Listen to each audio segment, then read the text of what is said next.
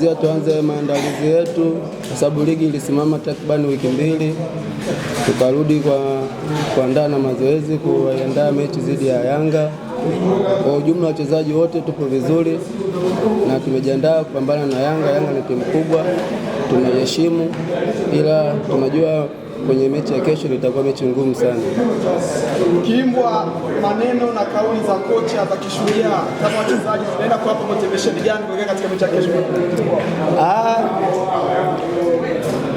Inatupa motisha si wachezaji, sababu yeye ni kocha, sisi ni wachezaji, ni wapambanaji. Sisi mechi ya kesho tumejiandaa kupambana ili mradi tupate pointi 3. Tunajua tunacheza na timu kubwa, Yanga ni timu kubwa, tunaiheshimu, hatuiogopi, ila tunaiheshimu, ni timu kubwa. Kwa ajili ya msimamo jinsi ulivyo upo vibaya. Kwa hiyo sisi kesho tunaenda kwa ajili ya kupambana ili mradi tupate pointi 3. Tunaomba Mwenyezi Mungu atusaidie tuondoke na pointi 3 katika uwanja wetu wa nyumbani kesho Lake Tanganyika, tukae katika nafasi nzuri. Salum Kiimbwa anaona na Dar es Salaam mfungo wa kwanza mfungo kwa 6-1. Hii mechi ya pili hapa kwa mimi naongea nini kama wachezaji ya kweli. Mzunguko wa kwanza tulifunga goli 6. Ya mzunguko wa kwanza ilishapita. Sisi tunajiandaa katika mechi ambayo ya kesho ambayo tunakutana nao tena. Tumejipanga vizuri sisi wachezaji kuikabili Yanga kwa yale makosa ambayo tuliyofanya mzunguko wa kwanza tusirudie tena, ili mradi tuondoke na pointi 3 kama nilivyosema. Kwa hiyo yaliyopita yameshapita, sisi tunaganga yajayo.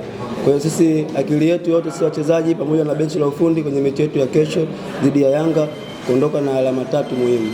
Bana, kuna baadhi ya mashabiki ambao wanaikatia tamaa Mashujaa kutokana na matokeo, lakini pia msimamo kwa wanaona kama hakuna mahali tunaweza kufika, na kesho wanatamani pia kuja kutazama kile kitakachofanya. Wategemee nini pengine kutoka kwa wachezaji? Huwezi kumkatia binadamu tamaa, sababu binadamu yote hawezi kukatiwa tamaa. Sisi hayo ni upande wa mashabiki kwa wanatukatia sisi tamaa, ila sisi wachezaji wenyewe pamoja na benchi la ufundi sisi tumejipanga kuipambania timu, na takriban zimebaki mechi 5.